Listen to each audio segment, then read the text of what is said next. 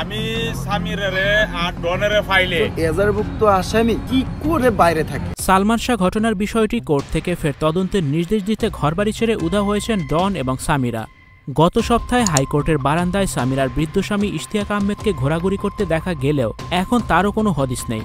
তারা কে কোথায় আছেন যার কোনো নির্দিষ্ট তথ্য নেই সামিরার বাড়িতে থাকা কাজের লোকের কাছেও। ডন সাধু সেজে আত্মসমর্পণের বার্তা দিয়ে সে নিজেও সামিরার সঙ্গে উধাও হয়েছেন, যে বিষয়টি আরও বেশি খেপে তুলেছে সালমান ভক্তদের। তারা বলছে এদের যদি কোথাও পাওয়া যায় তবে চূড়ান্ত শাস্তি নিজেদের হাতেই প্রদান করবেন, যেন আর কোনো সালমানের সঙ্গে এমন কোনো হৃদয় বিদারক ঘটনা না ঘটে। দেখবো যে আর কোনো কুলকিনেরা পাচ্ছে না, তখন জনগণই কিন্তু আইন নিজের। অনেকে বলছে একটা নারী আর কত পুরুষের সঙ্গ দেবে। সালমান অভিযোগ রয়েছে তার এই ডনের সঙ্গে। এরপরে সালমানের বন্ধুকে বিয়ে এবং পরিশেষে একজন বয়স্ক ব্যক্তিকে বিয়ে করেও থেমে নেই সামিরা।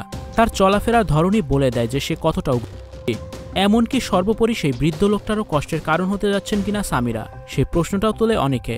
অর্থাৎ সামিরা এবং ডনের এই চলে যাওয়ায় অনেকে এমনও বলছে যে বৃদ্ধ স্বামীকে ডনের সঙ্গে পালিয়ে গেছেন সামিরা।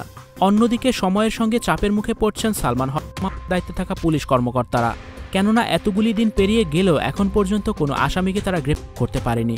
তারা বলছে উক্ত আসামিরা বারবার স্থান পরিবর্তনের ফলে উপস্থিত লোকেশনে তাদের পাওয়া যাচ্ছে না।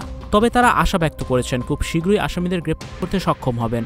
কিন্তু পুলিশের এই কথায় সন্তুষ্ট নয় সাধারণ জনতা।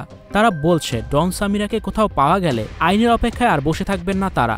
প্রয়োজনে আইন নিজের হাতে তুলে নিয়ে সমাজ থেকে এই দূষিত ভাইরাসদের চির বিদায় করবেন, যেন আর কোনো সালমানের জীবনে এমন ঘটনা না ঘটে। ভিউয়ার্স, এই বিষয়টি নিয়ে আপনাদের কি মতামত জানিয়ে অবশ্যই কমেন্টস করে দিন, আর ভিডিওটি শেয়ার করার অনুরোধ রইল। ভিডিওটি দেখার জন্য অসংখ্য ধন্যবাদ। এমনই আরও ভিডিও পেতে যুক্ত থাকুন আমাদের সাথে। Icon focus 24 TV, powered by 4D Fourth Dimension। আমাদের চ্যানেলটি সাবস্ক্রাইব করে আমাদের সাথে থাকুন।